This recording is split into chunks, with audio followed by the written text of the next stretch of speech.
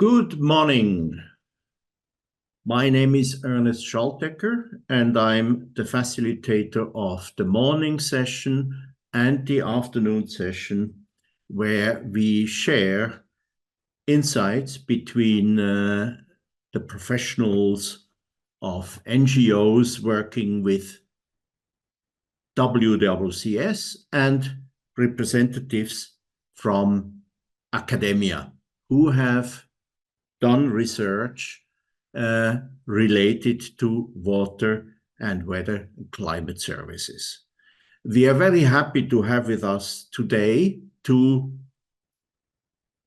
confirmed and very seasoned WWCS experts. It is Dr. Mani Nepal for having the first contribution.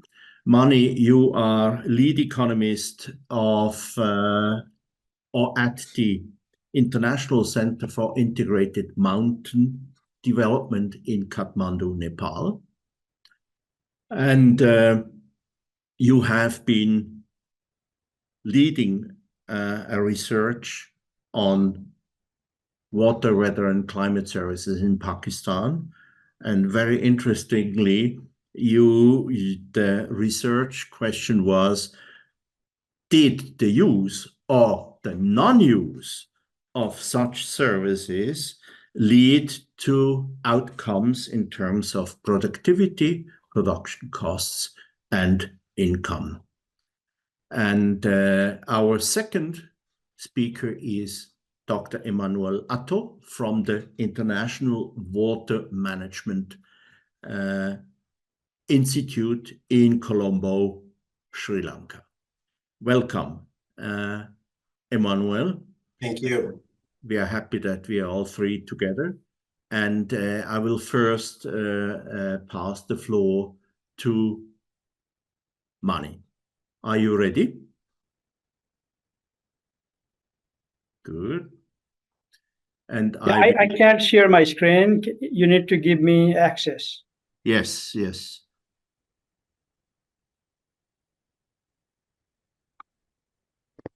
You can start sharing your screen now, Mani. All good. Okay. Thank you. Thank you.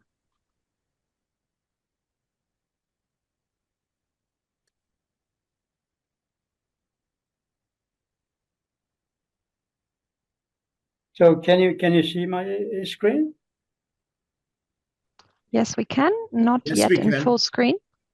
Yeah, it's. I think it's coming. It takes a little bit of time. And I hope it is coming. And yeah. So let me fix this one also.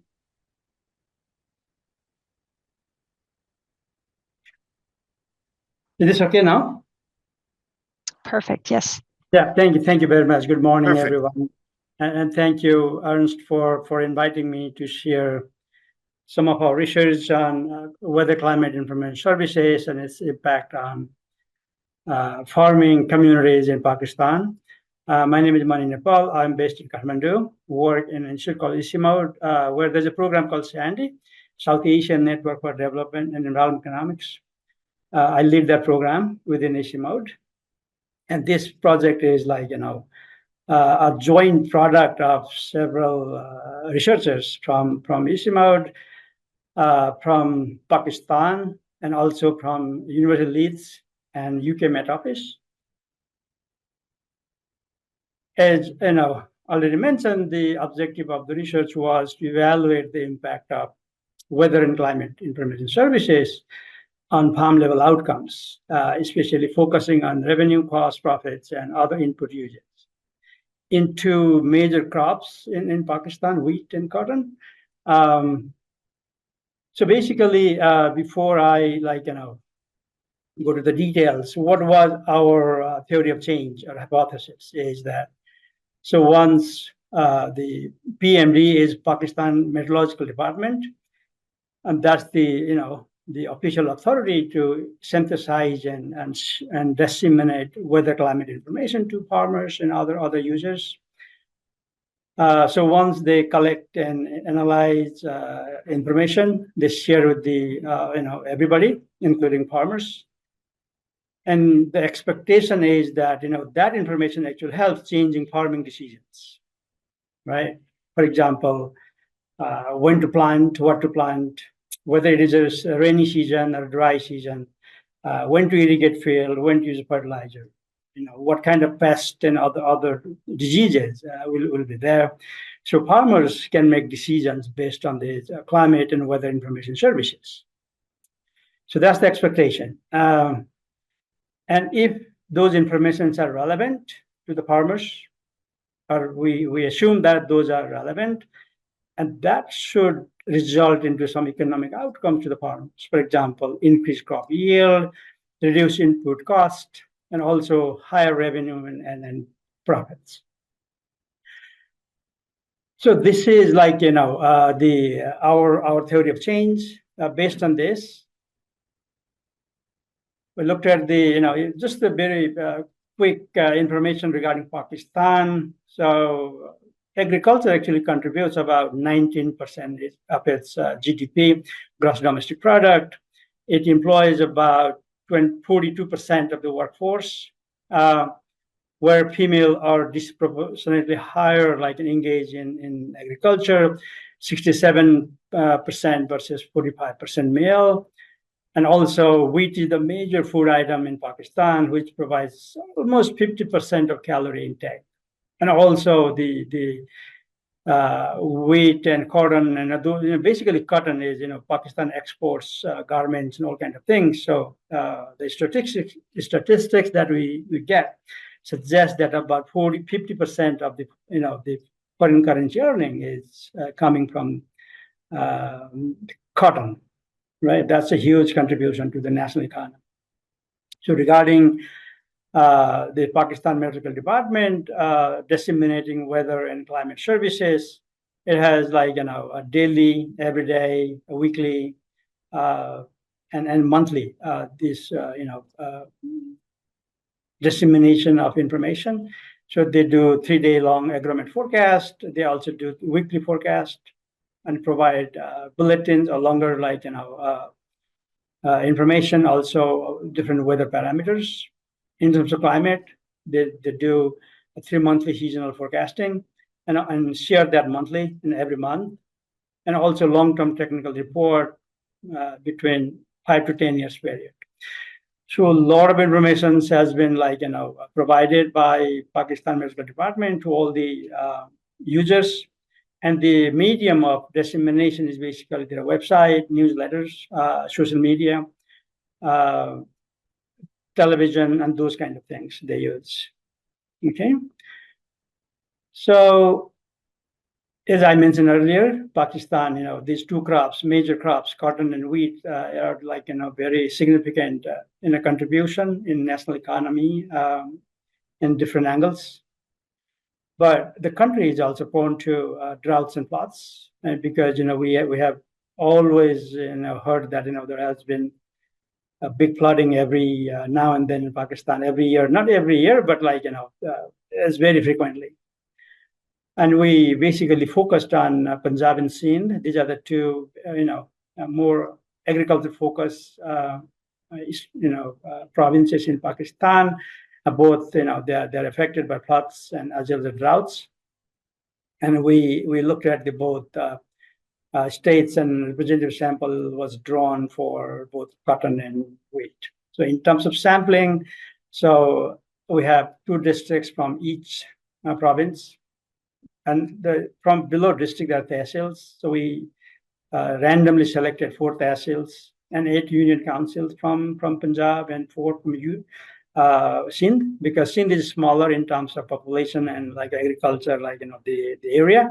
So we tried to make it representative. So we also randomly then selected 16 villages from 8 union councils, and from 18 villages we randomly selected 34 wards from Punjab and 17 wards from Sindh.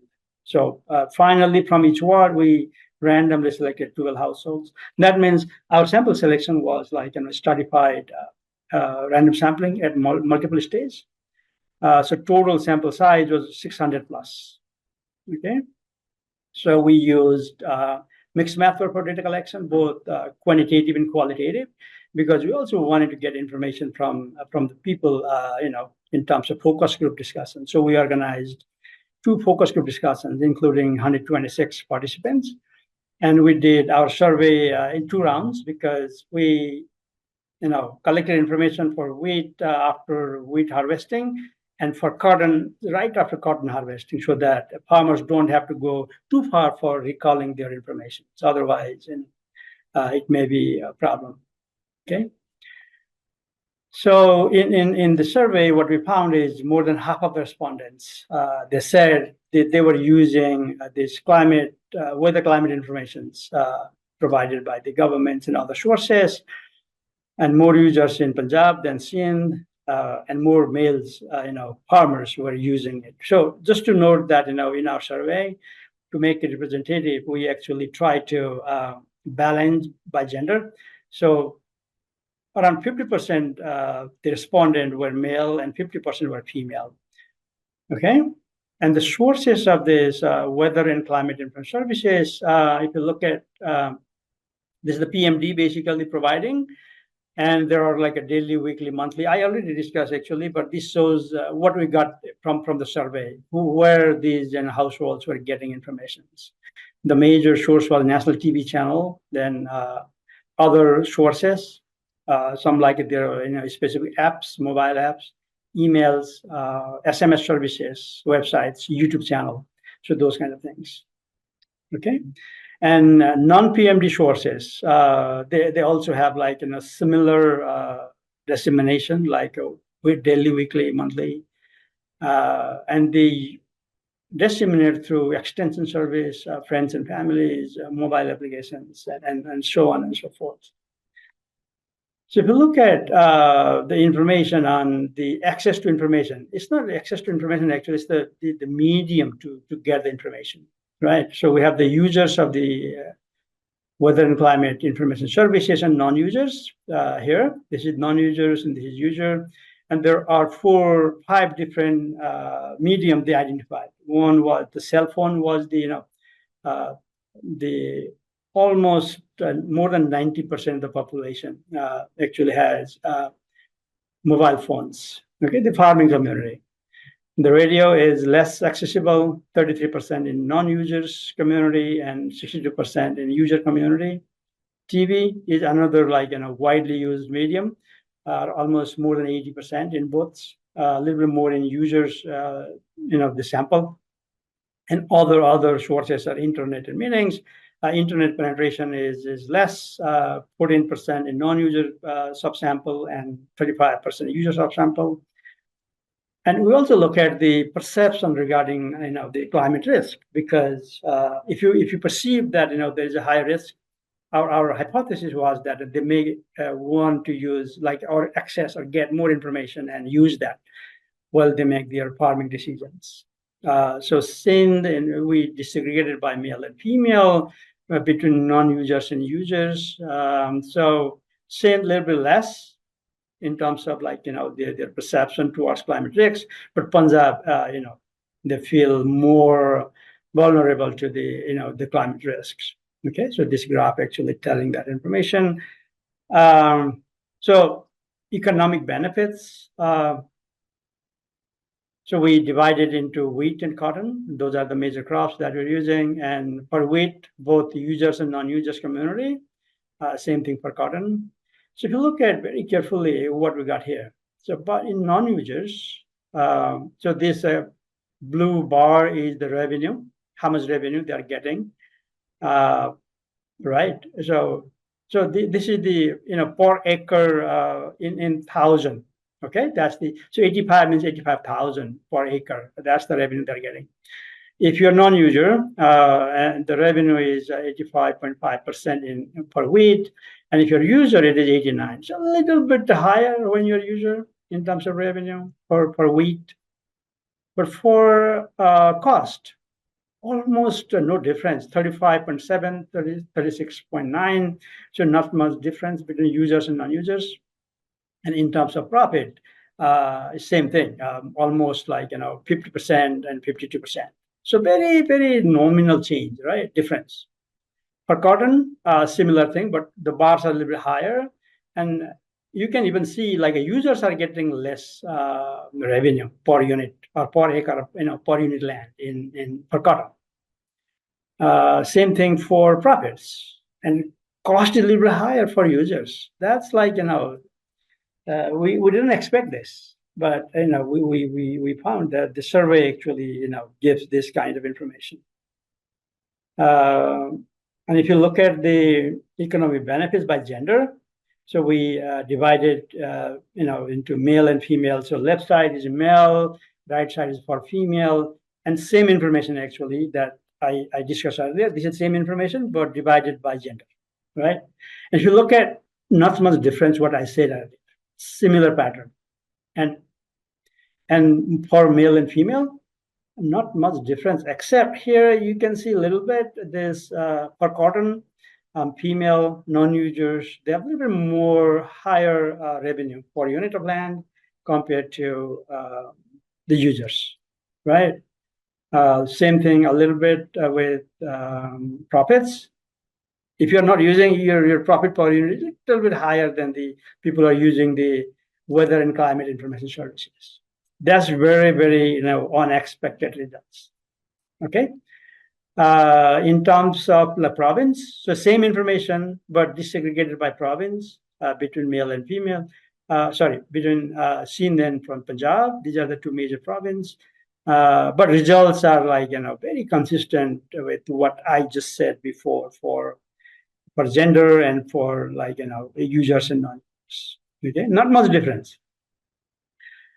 And this one is economic benefits by gender. Again, I think I discussed that. Sorry, this is okay. So sorry, I moved a little bit opposite direction, I guess.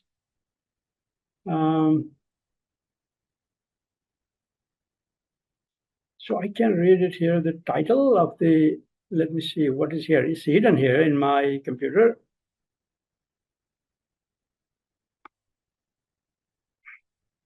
So with cotton, so this is the input usage, okay? So we consider three major inputs. One is fertilizer, the other one is agrochemicals like pesticides and other chemicals, and the irrigation, the cost for irrigating their land, okay?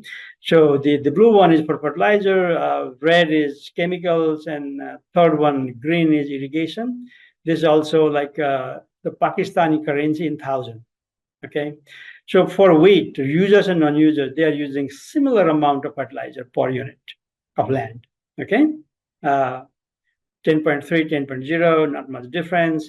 In terms of chemicals, 2.1 versus 2.0, similar. In terms of irrigation, users are using a little bit higher, 1.8 versus 1.3. In cotton, similar results. The fertilizer used a little bit higher in users group. Agrochemicals is a little bit more in users, because once you get the information, what is how it can be justified is once you get the information about weather climate information, and if the information suggests that there will be a pest attack in your crop, you tend to they spray more chemicals. So that's the justification for this little bit higher share of this per acre of higher cost for chemicals. Irrigation, similar. If there is a forecast about the drought, maybe people who are using information, they may tend to use more irrigation water. Okay. Same thing, we divided again between genders, male and female, and not much difference. I don't want to take much time, but the sense is the same, right? There is not much difference. And by province, also similar. Okay. So that's the raw data actually. So we are not controlling for anything. The input usage, for example, chemical fertilizer use may also depend on fertility of the land. If you have a fertile land, you tend to use less. Same thing with irrigation water. If your land has more soil moisture, for varieties of regions. If soil quality is good, that might be more moist, and you may tend to use less, irrigation water. But these graphs do not consider those other variables. Okay. So what I did in my another slide, I have one slide because I didn't want it to make it too technical, because as I was told that the audience may not necessarily understand all the statistical analysis. So I'm not going to discuss that part, but I just want to show the some of the results, and I'll tell you what is the implication. So here you can see 3 different methods. Ordinary least squares, there's IV is instrumental variable approach, and propensity score matching. So basically we use 3 different methods to make sure that whatever we say is robust and doesn't change when you change the methods. And we estimated all profits for both crops, revenue for both crops, and cost. Okay, and there are some numbers, but these numbers I did not put any stars here. Statistically, what we do is basically if something is statistically different from 0, we put some indicators, right? But here I did not put any indicator that something is statistically significant. That means I put here a note in red, this text. None of these coefficients are statistically significant, suggesting that weather and climate information services do not have a significant impact on profit, revenue, and cost. So that's the the punchline of our study. Okay, that's the take-home message. And we also wanted to know why those who said they didn't use it, why they didn't use it, because the information was available for everyone. This is a public information. It's not that you need to pay for it. Of course, you need to pay for television, your cell phone, all kind of things. But information, once you have those medium, you can actually access it. 44% of the farm household, they said they didn't use it. The information that coming from the PMD and other sources. And more, those people are more in Sindh and Punjab. The main reason for not using this type of information is difficulty in understanding them. That's the key message that we got from our focus group discussion. What we did is, in first round of survey, we got information, and in the second round of survey, before doing the survey, we also conducted focus group discussion because we already knew the result from the wheat, crop. So we discussed with the farmers in focus group setting, and they said, because the information is hard to understand, we did not use it. And there are more information here, meaning key barriers of using it. So number 1 is accuracy, okay, and relevance, usefulness for their work. The second one is accessibility of information, and also the timeliness. If the information doesn't come on time, people, they don't use it. Even if they use it, it won't be useful. So users, what they say is lack of trust in information. Even if people are using, farmers are using, they say, sometimes information is not trustworthy. So we have it, we access it, but not trustworthy. Information is too general and hard to use and prefer areas of information. Meaning, so the PMD makes forecast for the overall country and at some subnational level, but not too specific to the village level or we had those wars and villages, right? So at that level, you don't get that information. So farmers did not find relevancy of those information, even if they use it. And also difficulty at, to get internet access in Pakistan, because, power outage is very frequent in the country.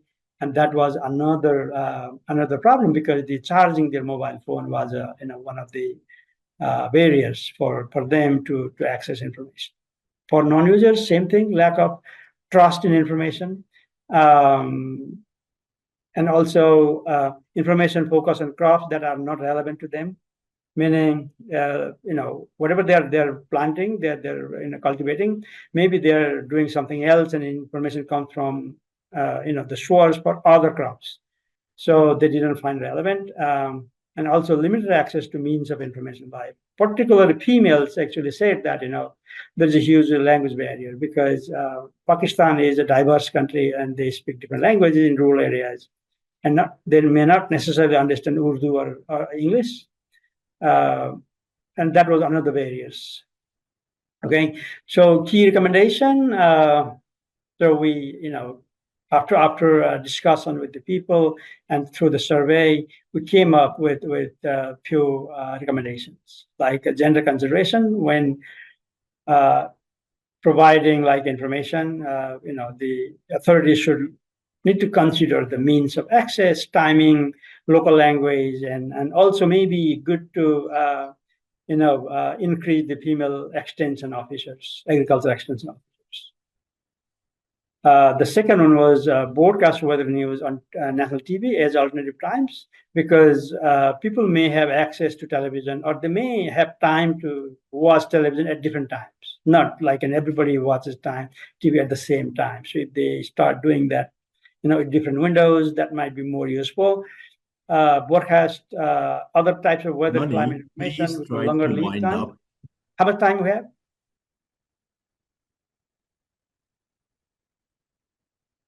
Am I okay? Try to wind up. It's fine.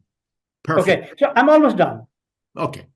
So this is my second last slide.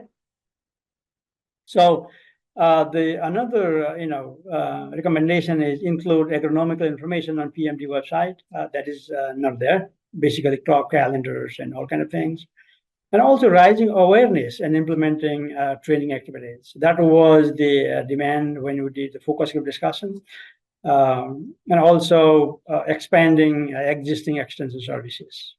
Right. So, so this is the last slide, I think. So they also said, or from our information and analysis and all everything, it would be good to enhance weather and climate information services that is currently being provided. So, and I'll go back to the theory of change, and I'll connect that one thing there I didn't discuss last time intentionally, and also going down to very lower level of the spatial resolution when making forecast.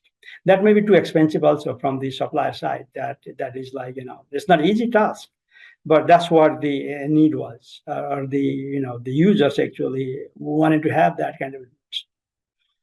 And also not just the rainfall expected, when does it rain, all right, but also how much. That is also very, very important parameters. And also if there are winds and storms, the forecast, they wanted to have that kind of information. And also information on pests that is not frequently available from the authority. Okay. So better understanding the type of information most useful to farmers, meaning type of variables needed, lead time required, how they prefer to receive it, support required to use it for meaning. So there is no feedback loop. So let me go back to my slide that I started my talk earlier. So I'm referring to this slide. So PMD gives information, and then they are expected farmers are expected to use it and get benefit out of it. But there is a whole ecosystem of generating these kind of information. The PMD, Pakistan Medical Department, actually should consult and collaborate with research institutions, universities, and others to get information, or from the farmers, right? They should go back to the farming community and see, was that information useful to them? If they're using, why they're using. If they're not using, why they are not using. If they start interacting with the farmers and use that information to come up the forecast for the next crop calendar year, that will be much more useful, because farmers also start thinking that, oh, this is our information. We actually provided them feedback, and they're coming back with the better information. If that kind of provision is there, I think the information, the usage might be very high, and also the impact might be positive, right? But at the moment when you did our survey, that kind of feedback loop was not there. So that is our one of the key recommendations. Let me see. Yeah, so this work is published in Scientific Reports, one of the Nature Portfolio Journal. So it is open access. So if anyone is interested, please can get it. try to wind up. Yes. And another, publication that is on climate change and community resilience. It's also open access book that came out 2 years back. It is also open access. That's it. I want to skip this Sandy information for the sake of time. If there are interest and questions, I'd be happy to respond. Yeah, thank you very much. Thank you, Mani, for this interesting insight.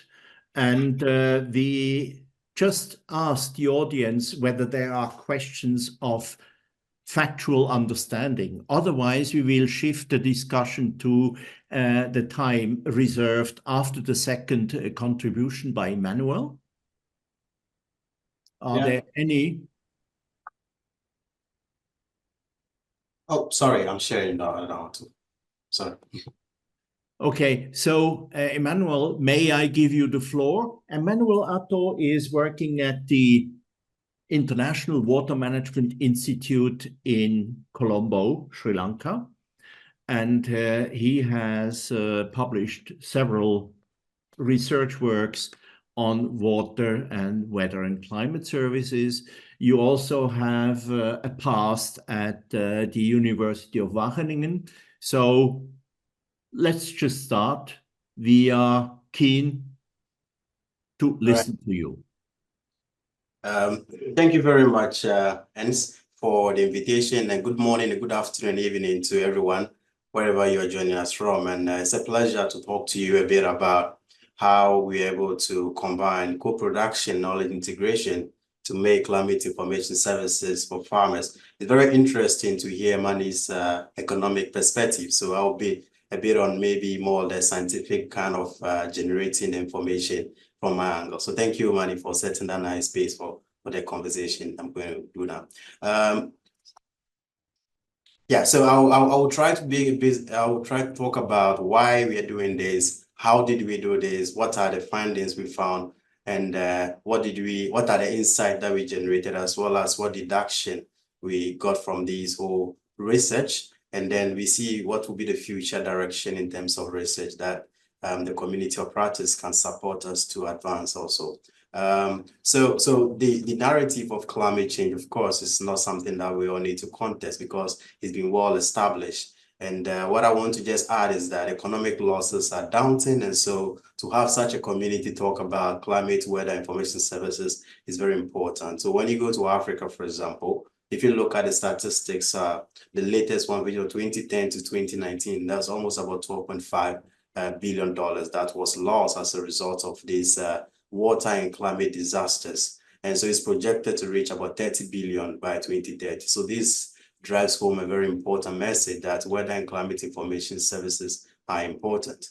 When we come to the agriculture sector, it is highly impacted as a result of too much water, which is flood, too little water, which is drought, and even some wildfires. Now, all these disasters are surrounding one particular climate variable, which is rainfall, being difficult to predict. And being difficult to predict in that sense that the models are advanced, the regional climate models are advanced to forecasting, but it is also a challenge as to how we can produce timely, accurate, and usable climate information. So as a result of that, a lot of farmers rely on other sources of knowledge, like their own indigenous practices and stuff like that. So apart from the knowledge, the approach of developing this information system has always been one directional, where researchers or producers of the knowledge actually generate the knowledge, and then the end users have to use it. But this model is surrounded with mistrust, unreliability, and unacceptability by these farmers. So we are thinking, there's been a great call for two-directional approach where farmers actually, and not of the producers or the researchers, come together in the principles of inclusivity, collaborativeness, and flexibility. We try to explore the problems that are associated with climate information services, and then co-design the solution together, create a solution, and ultimately evaluate the solution, whether it's useful. The idea is for us to create a product that is more demand-driven, trusted, and timely. So having given this background of the fact that the knowledge farmers get for climate information services is not so useful to them, so they rely on other indicators. The second one is the approach of generating information is also not useful. We decided to go to the north of Ghana. And let me try to say that of North Ghana, because we have some work also done in the middle belt and also some of the south, but I want to use the north as a typical example. And for those of you who do not know the region very well, I mean, it's a tropical savanna with about 30 to 40 degrees Celsius, and the rainfall is more unimodal, and that range between May and October, and typically a very long dry season period. So you can imagine the situation in that region. Rainfall is about 750 millimeters to about 1,050 millimeters, which is not a lot, but happens within the short possible period. The region has irrigation scheme, of course, but the irrigation scheme is mainly farmers producing rice. So I'm giving you this background so that when I'm delving into the discussion, you kind of have understanding of what the area looks like. There is also some climate information services going on there from Ghana Meteo Agency and also some private companies like Isoko that provide us information. But when we go to the ground, our idea is to evaluate seasonal forecast from the ECMWF model and give to farmers to see whether it will improve the forecast. They are decision making with the forecast. But because the ECMWF by then was the latest state of mind system, I think 4 was the latest, so we thought, okay, let's see how useful it is. But the farmers told us that, no, we don't like using the seasonal scientific forecast. So the question is, what do you use then? And so delving a little bit into it, we realized they use the indigenous forecast. So then we asked ourselves, what is this indigenous forecast? How can we identify it? How can we not go beyond the anthropological description of this knowledge and try to find a quantitative and semi-quantitative knowledge developed out of this to combine it with that of the scientific forecast to improve this? So that is the story behind all our work. So starting from the, before we move to a bit of the methods, so the key problem in that area is dry spell, flood, and even the irrigation. The problem is not only for farmers, but also the irrigation water managers who find it difficult to know the amount of water in the reservoir or the river to be able to determine whether they should go for gravity irrigation or use a pump supply. That is a challenge that even the Ghana Meteorological Agency's information is very patchy and is not too detailed for the farmers to use. So these were the challenges. And typically, the knowledge gap there was limited knowledge on what are the factors that prohibit or promote the climate services. We didn't also know how can we integrate these indigenous and scientific forecasts. And there was even a mismatch between the information provided and then what the farmers really want to use. So we crafted a very interesting objective that we want to improve the reliability, the acceptability of these climate information services for farmers' decision-making, but typically integrating different knowledge systems and also the practice of co-production. So Emmanuel, can I just ask you kindly to slow a little bit down, just so our interpreter's brain can follow what you're saying? He's managing very well, but I think a little bit slower could work well. Thank you so much. Okay, thank you. I think I have a lot of interesting messages with limited time, so I was trying to. I'm sure. Thank you. Okay, so so what we did was that we look at the whole value chain of the climate information services and crafted our research question around how can we redesign these climate information services so that virtual platforms are used, citizen science can be explored to improve the forecast accuracy. The second one is that the knowledge that is generated, how can we make this knowledge actually available for these farmers so that it can also improve their decision making? And the last one is, how can we make the farmers actually take on these particular forecasts, how they accept it and then use it for their own information, for their own decision making. So these were the questions that we asked ourselves. So from 2016 to 2020 was the first phase of this particular work, of which I want to report on. And the idea of this is that we started from we use a different method approach, literature review, trying to build a diagnosis of the cases, trying to define the problems with people, the farmers, and going to the extent of their information need, evaluating that. We also combine citizen science approach, WMO forecast verification methodologies, focus group discussion. So there was a whole lot of methodologies to be able to come to a conclusion that this particular knowledge system can be integrated. So typically, we did a bit on the scientific forecast by verifying it, but I want to focus a bit on indigenous forecast because that is where a bit of the novelty and ideas can, for this kind of forum will be interesting. So we first of all try to identify the indigenous ecological indicators that the farmers use. And then by extension, we try to understand what are the techniques, how do they use these indicators to make predictions. So as a proof of concept, we selected only about 4 farmers to start identifying this. So we developed a mental model using what is a mental model is basically trying to capture someone's thoughts, through someone's thought processes about how something works in real life. So how do they make these forecasts using their own understanding, their own indicators? Then the next point was we developed a mobile app, and the mobile app was to allow the farmers send us their forecasts, their predictions, because we want to get this forecast prediction so we can evaluate it to see how accurate this was. And when we get a forecast, we also need observation to compare the forecast with. So we give this semi-developed, you can see this rain gauge actually here. And this rain gauge was mounted in the household of different community farmers so that we can collect this data set from them. We train the farmers on how to use the mobile app as well. So after the workshop, after the whole process, we perform some evaluation from the farmers and also try to get their feedback in the process, all that. But now the mobile app was simple because these farmers were not sophisticated farmers. So the question was, will it rain or it will not rain? If it will rain, how was it low rain, high rain, medium rain? What kind of indicators did you use to make these predictions? What are the degree of certainty in your prediction? How sure, so sure, or very sure are you in terms of prediction? You save this and then you send. Once you send it, we capture this data set, and typically I wrote this mobile app using HTML for the benefit of the farmers, making it very simple. So what was the result? So let me just give a breath. So what we did was we actually, after understanding, what were the key results for this particular work? The first one, as I said, was framed around the design. So this was a typical framework that we got. There were 2 main knowledge systems or data sources, that is the indigenous and scientific. The information exchange system also was very critical. So we used focus group discussion and interviews. And the central part, which is the ICT, allows data to be automated so it can be processed and handled and analyzed very easily. And we also, for when it's processed and analyzed, it generates a hydroclimatic information, but the approach to which the information read the farmers must be actionable. So there are different knowledge systems, different information system that, and how they're able to generate actionable knowledge.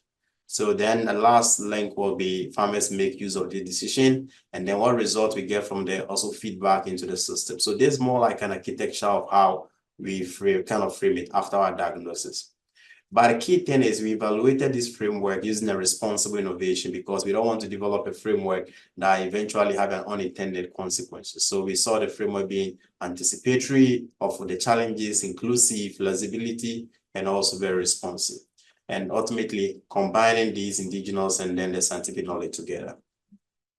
Now, with the indigenous forecasting techniques, we identify a number. I don't want you to worry about the writings on the screen because there's a paper, you can identify the details of that there. But these indicators were used to actually predict the kind of event that is coming. Let me say, for example, earthworm. The appearance of a large number of earthworm on the day is a sign of rains the next day or in a few hours. When it comes to seasonal forecasts, also, let me use the example, hot weather.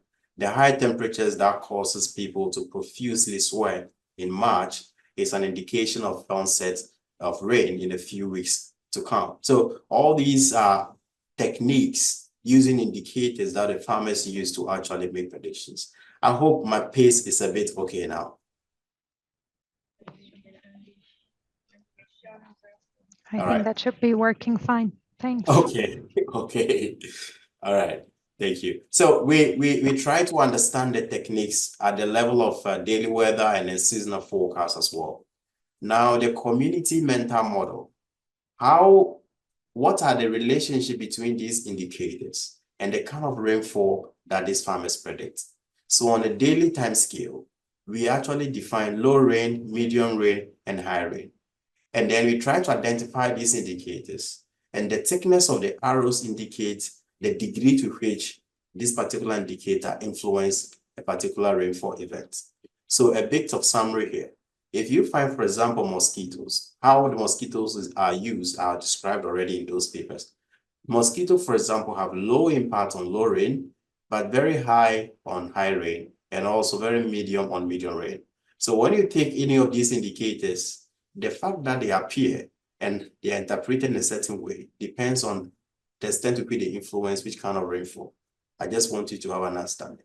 The same thing was done for seasonal forecast, but here we talk of onset, above normal rainfall, and then below normal rainfall, and then normal rainfall, with the arrows thickness still showing the degree of relationship. I just want you to have an idea about it on this. So seasonal forecasts also have varied kind of relationship. People look at the stars, for example, to make prediction. They look at ants to make predictions, and even reptiles to make predictions, and all of them vary differently. So now the next thing we did was the reliability and usability of these indicators. But before I go on to this, I want you to understand this. Whilst we're asking them questions about the indicators they use, we also ask them about the reliability of these indicators. And so they give us a rough idea. Now, after their perception, we decided to analyze this empirically to know whether these indicators are being actually effective or accurate as they say, and the results were different. But then let me talk about this first. When we come to yes or no rain, the farmers use these indicators. So which of the indicators are most reliable? It was butterfly. Which of the indicators are least reliable? Soil. But then hot weather was the most used, and then butterfly was least used.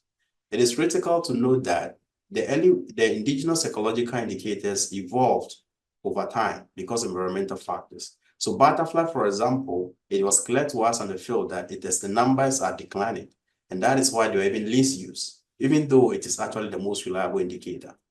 Now we went further to not examine yes or no rain, but also examine low rain, medium rain, or high rain. That is the intensity of the kind of rain. And you could find most reliable ants is for low rain, and that of medium rain for cow, duck, and frog, and then earthworm, and then wind were reliable for very high rainfall forecasts. Now, having understand the indicators and how they actually use them for predictions, we now look at what about the observation data that these farmers give us? How reliable are they if we make them comparable to that of their scientific data set? So remember that they collected this data using the rain gauge. Now, if you look at this particular plot very carefully, you'll notice it's a comparison of the farmers and that of GMET. So on the average, the amount of rainfall that the farmers recorded was a bit higher than that of the GMET, farmers and GMET. So this on the average is farmers average, but if you look at GMET, it's here, so farmers average is a bit higher. When we look at it in the Martin sum, what we're interested is not really about the absolute value, but even if we look at the trend, the rainfall starts from April, peaks in the midway, July, August, and then drop again. So the trends were all the same. This gives us a bit of confidence in the quality of data collected. Now, we also went further to look at number of rainy days. On how many days how many days did it rain over the period? The interesting result shows that the farmers were not able to count the number of rainy days for farmers were less than that of the Ghana Meteorological Agency. The reason being that those agencies actually have a very sensitive rain gauge, so they're able to measure as low as 0.1 millimeter rain, which the farmers may not consider as rain, or it may not even feel it as rain. So that's one of the reasons for the disparity. Now, there's also a huge differences between what the farmers observe and what the GMET observe. And even within among the farmer communities itself, there's also some differences because, of course, we all know very clearly that the rainfall can happen here and then about 1 kilometer away, there's no rain. So these are kind of spatial variability issues that really affected the result. Let me move a bit further to the seasonal forecast. So now it's a daily rainfall forecast. So in 2017, we tried to compare the seasonal forecast of GMET and that of the scientific indigenous forecast. If you look at this very clearly, I don't want you to bore yourself so much about the view here, but at the end of the analysis, when it comes to farmers, they were able to predict 33% of the rainfall onset right. Meanwhile, the meteorological agency 42%. So the onset GMET actually had it right. Cool. But when it comes to the absolute amount of rainfall, the farmers were correct. 42%, and that of the GMET was 25%. The interesting result here is that even the cessation, which is the end of the rainfall season, Ghana Meteorological Agencies was not able to predict it right, but the farmers were able to predict. So the only thing you see here is it is very difficult to predict seasonal forecasts, of course, just like the models. And the second point is that it's not only difficult to predict, but also there's some contradictions. Sometimes GMET get it right, sometimes farmers will not get it right. And because of this, the next thing was, how do we combine these two knowledge systems to see whether we can even improve this kind of contradiction that happened? Now, so if you look at these results, the daily performance showed that 1/3 of the daily rainfall was predicted, on the average, were predicted by both farmers and that of the GMET. And there were contradictions. So looking at this particular image very well, let me put it here, that rotating. The red is the indigenous people forecast, that is the farmers. This one is that of the scientific forecast, and then the IPF is the integrated probability forecast, which we constructed. Now, that IPF was better in terms of performance, followed by the indigenous farmers forecast, and then that of the scientific forecast, telling us that if we want to rely on both of them, IF is far better. But even if we try to resolve the contradiction between both, then we can use our IPF methodology also. Let me elaborate this with the seasonal forecast. So in 2017, indigenous people forecasted that the season is going to be normal rainfall. But when you go to scientific forecast, it says above normal. And what was the result for that of the integrated probability forecast? It was also predicting near normal. At the end of the season, you could see clearly that near normal was what? The results that was that of the season. So it tells that indigenous forecast was right and that of the IPF was right. But when we come to 2008, we had an interesting result. So indigenous forecast says going above normal rainfall. Scientific forecast was actually spread the prediction among above normal and then that of near normal. And then when we come to IPF, which also predicted above normal rainfall. But what was the end result? Above normal rainfall was observed. So these kind of contradictions from IPF and SF was resolved with IPF method. So that was as a result of the design, improving the data integration. Let me go quickly to actionable knowledge creation. So often the farmer is at the center of different sources of knowledge or different sources of climate information. You can see community radio, you can see mobile phone, it gets from farmer to farmer, it gets from mobile-based only platforms, and then even get from commercial radio stations. But we try to evaluate all these kind of information sources, information systems that provide these climate information services based on the salient, that is how context sensitive are they, based on the accuracy and as well as credibility and also the legitimacy of that particular system. We realize that the farmer-to-farmer system contributes most to the actionable knowledge generation. And differences exist between all these knowledge systems, especially in how they interact with the farming systems, how they interact with the knowledge, the platform itself. For how farmer-to-farmer, they interact with themselves, rediscuss, reevaluate. But when it comes to commercial radio, you are just at the one end and you receive the information. So that is the result we had. And we suggested the use of a mobile app if only the level of interaction in mobile app can be improved. Now, how do farmers make decisions also in the face of unreliable rainfall and also adapt, water availability? So farmers' seasons are on land preparation. You can see at the right, planting, weed control, fertilizer, and harvesting. And so these are how decisions do they make. So if you come to the use of tractors, so farmers make vast acres. Farmers, clears vast acres in preparation for rains, all right? But when it comes to bullock, it's just a relatively vast, not so big. But when it comes to just manual labor, it's only for small area of land. So what happens is this: for every farming stage, farmers have 3 or 2 different kind of decisions to make, depending on what is going to happen. So farmers will sow variety, different kind of variety, depending on the rainy season. That is when they come to sow long-term variety.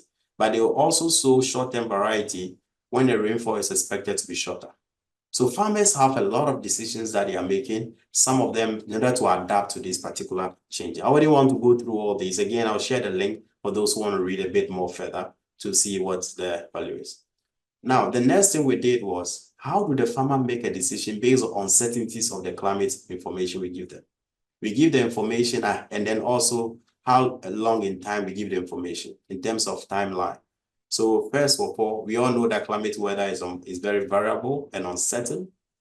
So the second one is, as we time leads, when we provide farmers with the information, it will be useful for them. So we realize that farmers prefer 1 week lead time over 3 days or even 1 day. And if you look at this 1 month lead time for seasonal, a lot of farmers, both irrigated, rain-fed, they all prefer 1 month to even 2 months. We would think that, okay, if I give you information 2 months, it will be useful, but they actually prefer even 1 month. I'm sure my time is getting closer. So, Ernest, I'll finish very soon. Yeah. All right. So now moving on to uptake of this information. IPF, our methodology, which we generated by combining the two, had great potential for acceptability. 93% of the farmers found it very reliable. And some farmers, I remember very well, quoted that 2 heads are better than 1. So they prefer the integrated one than that. The reason is that the integrated one is reliable. It resolves the IF and SF contradictions that comes with it. So what are some of the lessons? We have to recognize the value of indigenous knowledge in our climate information services. And what I mean indigenous, we must try to legitimize the knowledge and respect its value in terms of the kind of contribution it provides with us. We must also promote a set of participatory approach, not just from model scientific driven approach.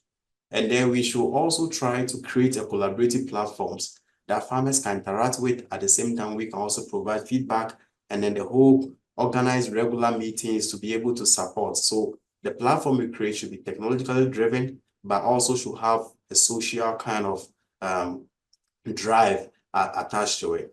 We should tailor communication strategy. We should also enhance capacity building, because the whole process was about capacity building for farmers. They could not even imagine how variable the rainfall prediction can be, how hard it is. After we have gone through the process, they appreciate that. What I want to say is that we should foster also co-production. One knowledge system does not work for all of us. We need to factor in as many and plural kind of knowledge systems so that we can improve CIS. We should not consider indigenous people as victims of climate change, but also agents of adaptation and mitigation. That is very clear. We shouldn't go there with our mindset of victimization, but rather consider them also as agents. So finally, our work was a relatively short-time data set, but it proved reliable. So we need long-term data set. We need to also bridge data gaps where this work is useful for areas where meteorological infrastructure and records are very insufficient. There is best of both worlds. Each of these worlds, scientific and indigenous forecast systems, have value. We have to harness their strength and try to improve each other's weakness. Our IPF methodology can be expanded because it has potential to make forecast information very useful. Now, the best local farmer who is a good forecaster is not necessarily the most committed. So in the process, you have to know how to balance those who are good at forecasting and those who are really committed to you. We talk about motivation. So motivation plays a very key role in this regard. Going forward, I would like us to support a bit more on how kind of intersectionality in terms of gender, the use of power, because when you send CIS, when you send climate information into a community, it's a source of power. The source of power is actually have an influence on who uses it, who does not use it. We should try and advance the integration methodology. It's very useful for these communities. How do we mainstream CIS into the normal institutional framework and the policy? I mean, Mani has talked a bit about economic quantification, but in these areas in Africa, we should start thinking about how to quantify that as well. and then how to sustain the CIs. Many CIs have been done and then they are not sustainable because we try to throw to the farmers and the community what we think instead of relying on what they also think. So thank you very much. And these are a number of papers that you can look at and read further information on this. Thank you so much, Ernest. Yeah, if there's any question. Thank you very much, Emmanuel. You are also an excellent timekeeper, and this is probably why you have been talking a bit faster than I do. Yes. I want to make the life of our translator easier, and the Swiss are used to be slow talkers, maybe also slow thinkers, which helps the translator. Mm. And again, thank you. Also, Mani, we had 2 inspiring contributions, and I would like to launch the discussion soon towards the audience. And I would say that the rationale of the 2 research works we have been looking at was very similar. I mean, the insecurity of climate or weather forecasts, let's stick with weather forecasts, is that it hampers adequate decisions in agriculture. And this was similar for both. Now, the first difference I see, and you may agree or not, is that Mani has been analyzing a one-directional model of climate information service in Pakistan, and then came to the conclusion that in 2 provinces, whether they were users or non-users, the impact in terms of productivity, production costs, and revenue was not statistically significant. While Emmanuel clearly tested a co-production model of weather and climate information services. And there I would like to open the floor for our NGO colleagues. Where do you see convergences in terms of the rationale we have been looking at, thanks to the 2 contributions from Mani and from Emmanuel?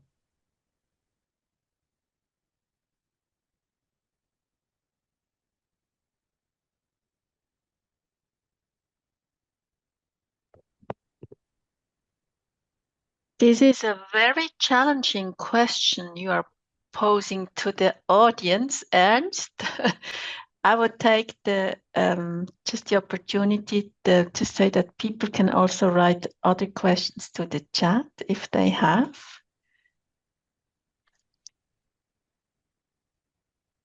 And in the meantime, maybe we can also ask Mani and Emmanuel themselves to say, where do you see convergences, Mani, or what did you hear, Mani, what could be used from the experience of Emmanuel and vice versa? Could also be interesting. I have some thoughts, but would be nice to hear you on that. Excellent.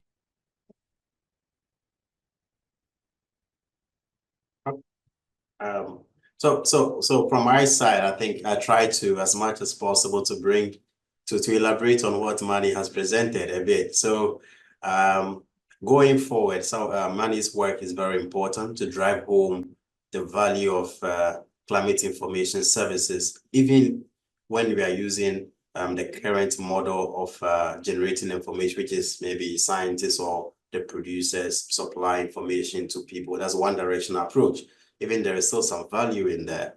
And then by so doing, if we try, what can we also use the same approach to evaluate communities that already are using these 2 sources of information?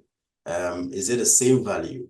And can we disintegrate between the value for scientific forecast and the value for indigenous alone? Can we quantify to see what is the profitability like?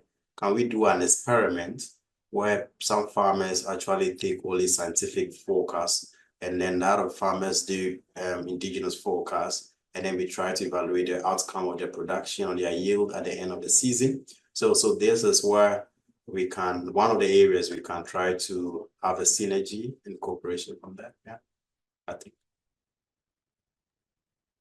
Yeah, so I completely agree with Emmanuel that, so in our case, what we did is whatever way the Pakistan Meteorological Department is producing the climate information, weather information, and disseminating, and it seems that that's not too useful to the users, at least for the farming communities. So there should be some changes in the system. And what we propose is they should actually work with the farming communities, with the researchers, and get more information from the ground. What happened to their information? How many people use it? What was the benefits of using it? How accurate was it? Whether that was trustworthy? Because if the information is there and people don't trust it, they don't use it, right? First, they need to make sure that the information coming from the source is trustworthy and also useful to them. Useful in the sense that it should come before they need to make the decision regarding farmings. It can be like a variety selections. It can be like they're going to plant it. What kind of other chemicals are needed. If it is raining today or later today, the farmers can save their irrigation cost, not irrigating right now, right? So there are benefits of getting information on time. And that information may not be coming on time to the farmers. So, our suggestion, if you look at there are a lot of suggestions, and that actually includes what Emmanuel is suggesting.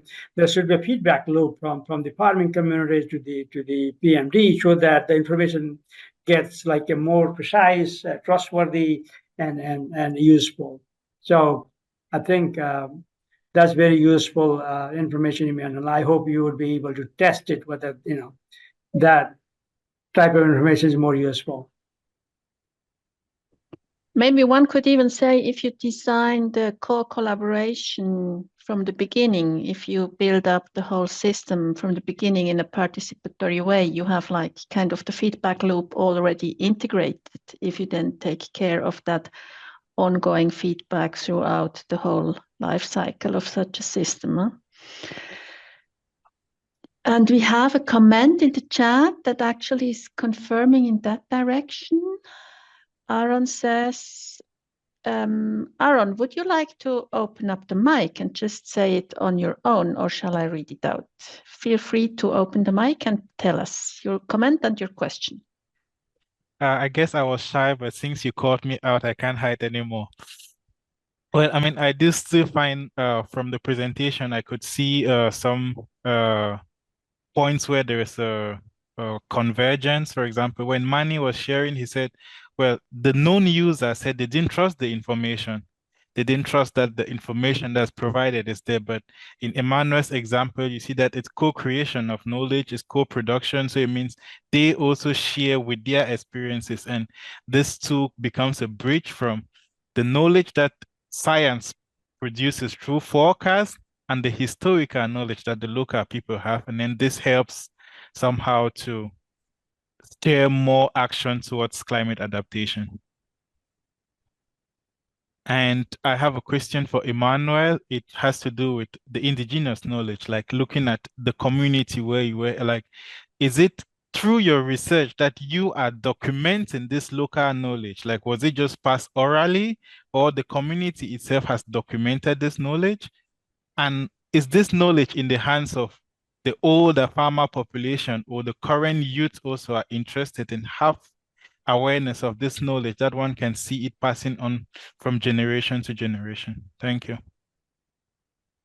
Yeah, thank you very much, Aaron, for that question. And indeed, I mean, these knowledge systems, one disadvantage about it is it's not well documented. and it's a very big problem, even though it's widely used across many communities, not only in Africa, but even in Europe. For example, if you go to the polar regions, the people are using their own indigenous or local knowledge. If you go to Australia, the Aborigines also have those knowledge. But the idea is that this knowledge is not well documented. So in my community, where I did a study, you could find that the local people also have this knowledge at the back of their mind, and they are not clear-cut communicative channel. But the younger people just learn them through an informal way. They don't necessarily learn this in a formal documents or in a formal meeting setting. So the young people have some of this knowledge, and they also try to use it anytime they are in their communities or the villages with their parents or family. But anytime they leave, this kind of knowledge is hardly applied anywhere, and it's not even documented in anywhere. So at the moment, we have a GIS system. We gathered a number of these knowledge systems and produced a paper about it, about the kind of knowledge that is being used across the whole globe, and which of the region actually have a lot of this knowledge. And then we build a GIS system where we display this knowledge system and the sources, the types also there. But the idea is to carry this particular research forward and make it more like a database for this kind of knowledge. And apart from the knowledge to predict, there's not even a historical records of this.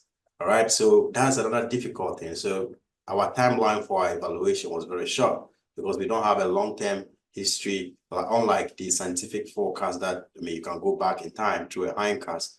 That's of the indigenous knowledge. There's no long-term history there for you to compare. So these are challenges, and it's important that we try to push resources to push the idea a bit further on how to document these knowledge systems. Yeah. Thank you very much. Maybe just to add on that, Emmanuel, in the light of climate change and of biodiversity loss that we have all over the world, many of these local indicators, biological indicators like earthworm, butterflies, etc., have changing patterns. Suddenly species disappear or others are more frequent. Is that something that you would integrate in your research, if also these indicators must change and adapt? And would local communities be open to change their traditional indicators? Thank you very much. So one of the things also that I did mention, of course, that's a good observation, is that as the climate and environment changes, some of these indicators also change. And you see, these indigenous people are very smart in the sense that they also evolve with this change. So they switch indicators. Before, they don't use mosquitoes, but after a long while, they now use mosquitoes as indicators. So there's always a switch. And so they are only open if that is the only form of survival. People begin to adapt to the current change. Of course, the indicators that are very useful in the past, some of them have eroded, and so they are continuously adapting and developing new ones. So this even drives home to tell us that if the climate continues to change and the impact increases, we are not only, it's going to affect people and how they even adapt to their own environment, so that we can start fighting or start trying to help people survive the impact of climate change, not only because there's just a narrative around there, but people really depend on that. And if the climate changes, the ecology and environment in which they depend on changes, that can be a very huge impact. So indeed, yeah, they are open to changing and adapting as the climate change evolves and the environment also evolves, yeah. Thank you very much. Then we have a question from Arabella in the chat to both of you, the other way around.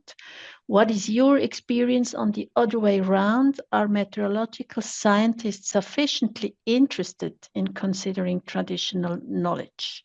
It's a question to both, and I hope Arabella can still hear it. Apparently her battery is low, but as we record the session, she can maybe also listen to the answer later. But maybe Mani first. How do you perceive the scientists? Are they interested in traditional knowledge? Yeah, I know. So there has been a lot of sensitization, among the scientists also regarding this traditional knowledge, indigenous like technologies, all kind of things. But when it comes like forecasting, scientists, they actually use a lot of models and data as past data, all kind of things. And traditional knowledge is coming from their experience, which is hard to model, right? So it's difficult task to actually how to reconcile these two things. But even if like a scientist would want to use it, there should be a way of like bringing that traditional knowledge into some systems so that it can be actually combined with the actual information from the past, like historical information and information from the satellite, so those kind of things. So scientists are using satellite images, all kind of those information, but traditional knowledge is coming from experience. Past experience may not be recorded anywhere, right? So it's their processing system is in their head, not in the computer. So that's the difference. And I'm not sure how that can be reconciled. Yeah, can I also? Okay, so I think it is a very important question. I mean, scientists are very skeptical with the traditional knowledge, no doubt about that. I mean, the typical evidence to that is I spent a lot more months in publishing this document than I would have spent in trying to verify a seasonal forecast from a scientific model. Now people begin to raise so many questions they want to. So this work took us a lot of time to even get published. And some of the work took as much as 2.5 years or 3 years before we ended up getting it into a good journal that really published it. Now, the scientist's case is that this knowledge is intuitive. And we cannot work with intuition. When it comes to science, we want fact and evidence, right? And perhaps the reason why we consider it intuition, because we haven't even spent a lot of time trying to think around it on how we can make scientific fact out of this knowledge.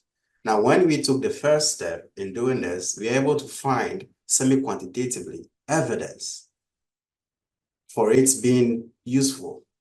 And this results, anywhere we communicate it, people now begin to say, okay, maybe we should give it a little bit more attention. And even now, the IPCC, which is the body of knowledge synthesized, is also calling for the inclusion of indigenous knowledge and its evaluation. But the question still that remains is, are we just doing lip service to the knowledge source, or we are just serious about the fact that we want to get something out of it? So if we spend more time, we'll be able to generate tangible results that can make a case, and the scientific community can buy into it. But if we don't do that, then we can't get. During my study, I noticed something. There's not much different from what is happening in the scientific models than what the farmers are doing. So the farmers in the scientific community, we try to look at, like Mani said, we look at past history and then compare it to the observation. What is in the past compared to currently, and then we make statistical forecasts sometimes. The farmers also look at what has happened in the past and then what they observe now and make their own predictions. The farmers may not be able to use tensor probability or complex scientific initial conditions kind of technologies, but what they do falls in the domain of statistics very clearly. And so we need to spend more time in trying to learn this particular knowledge, even if there's no resources for us to push for this. We have to start making a noise for people to start bringing our resources for us to understand this. But currently, as it stands, we are doing a lot of LISP services. The scope of indigenous knowledge in the IPCC itself is very shallow. It's not depth. And then the next AR6 that is going to be produced, assessment report, they are looking at updating the guidelines and including that. The question is, what methods are we going to use? To what extent can we use it? So, a very good question. We still have a long way to go, and in trying to make a case for indigenous people and their knowledge to help all of us.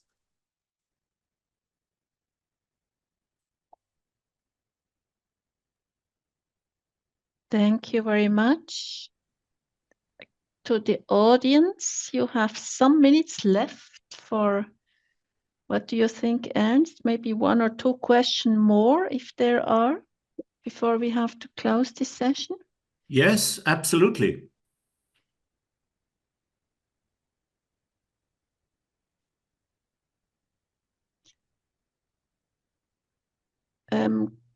I see Kamdi raising hand. Yes, please open your mic, Kamdi.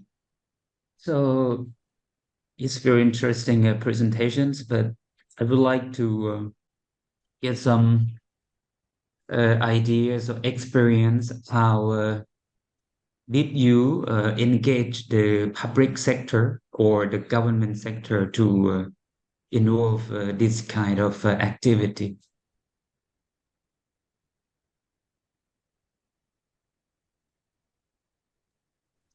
Do you mean the role of the government sector in the evaluation, in the research, or in the meteorological system? Or in all processes. For example, in some locations, it might be difficult for NGO to engage them to involve with us or something like this. So how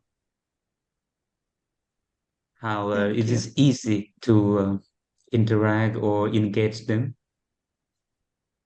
Yeah.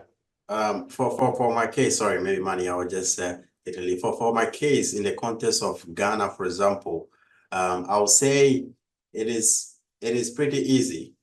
But you don't have to leave the structures unattended, because it's easy for an NGO to go to a community and just work with farmers. Does not mean that we should leave the national agencies. It's the reason why a lot of climate information services has been ineffective or unsustainable. Because once you are coming as an NGO, you only have a period of time to work.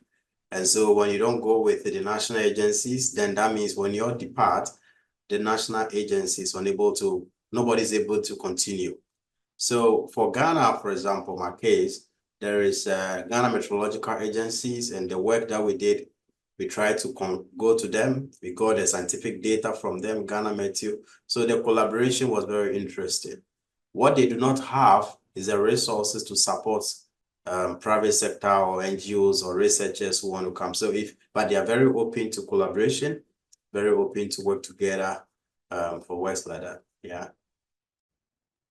Yeah, for NGO to get involved in this type of work in this part of the world in South Asia, sometimes I completely agree with what Emmanuel says. If it is a project for a year or 2 years, and after that, what happens to the knowledge, or those kind of things, right? So who will own it, and who will take it forward? So there is a problem of continuity and all kind of things. So one potential option could be to work with the local universities, research centers. If you collaborate with local researchers, mainly institutional, not like individual researcher, but like universities or research institutions, that might be much more helpful for the universities, for the research centers, and also for the NGO, because that information might be used for further in other aspects also. It may be difficult to work with the government because government has a lot of other things, and they may not want to work with NGOs, but they may let NGO work with the governments and other centers. So that's what I think. Thank you. Thank you. Well, before we conclude, may we try to draw a kind of essential insight. Whenever NGOs work with water, weather, and climate services, wouldn't it be a good idea to associate academia, best from the country of deployment, at the very early stage, and then to maintain this kind of collaboration over the duration of a project? This could join hands between trust, and we have seen what lack of trust is causing, for instance, in Pakistan, and science. And I would say this would be an excellent opportunity to join hands between academia and NGOs.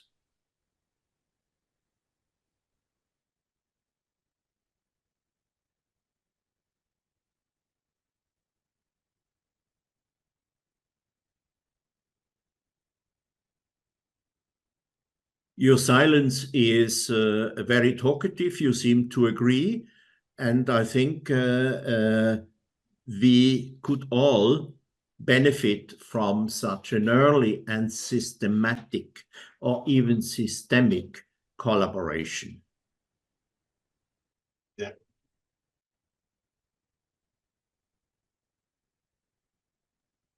So if there are no further comments, I'm happy that our session has worked well. Thank you very much also, Christina, for your helping hand.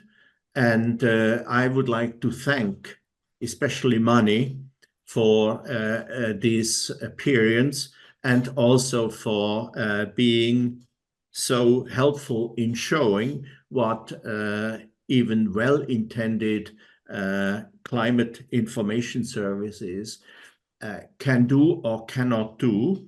And I would also thank Emmanuel, especially also for your second stunt this afternoon at 1500 hours Central European time. And Mani, again, thanks for this contribution. All right. Thank you very much for inviting us. Yeah. Christina? Yeah, thank you very much for the invitation, and I enjoyed listening, Emmanuel, also. Yeah, thank you. Likewise, Mani. Thanks. Christina? Yeah. Thanks also from my side to all of you. All those that are interested, we will have the chance to see Emmanuel again in the later session that will take place in English-Spanish. There you will also have like a new audience, the Spanish-speaking audience. And yes, please stay with us. We still have some sessions ongoing. We have later on, in about 2 hours, we have the session on from global to national cooperation and frameworks for weather, water, climate services. And then, of course, tomorrow, Friday, we have a session. The first session is on climate projections and local climate scenarios, from data and tools to adaptation strategies. And then we have a session on private sector engagement in weather, water, climate services, potential and challenges. And in the afternoon, we have a hybrid event ongoing on site. It will be in Bern, Switzerland. Of course, you are also most welcome. We will have a short recap of all these thematic sessions to the audience there. So if you missed one or the other session, you can have a glimpse there, and otherwise all the records will be uploaded on the website of the DRR platform.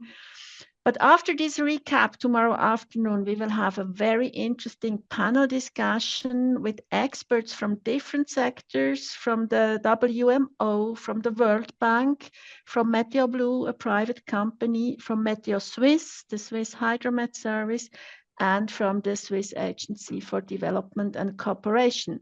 So please join us. We can put the link to the website once again in the chat for those that maybe need to recheck the program. If I may ask Antonia just to, yeah, thank you very much. Quicker than I can talk. She already knows what to do. That's wonderful. At that stage also, thanks a lot to the tech hosts, Antonia and Mark, and especially also to the interpreters that are doing a great job. Hope to see you again in one or the other session. Have a nice day. All the best to you. Thank you.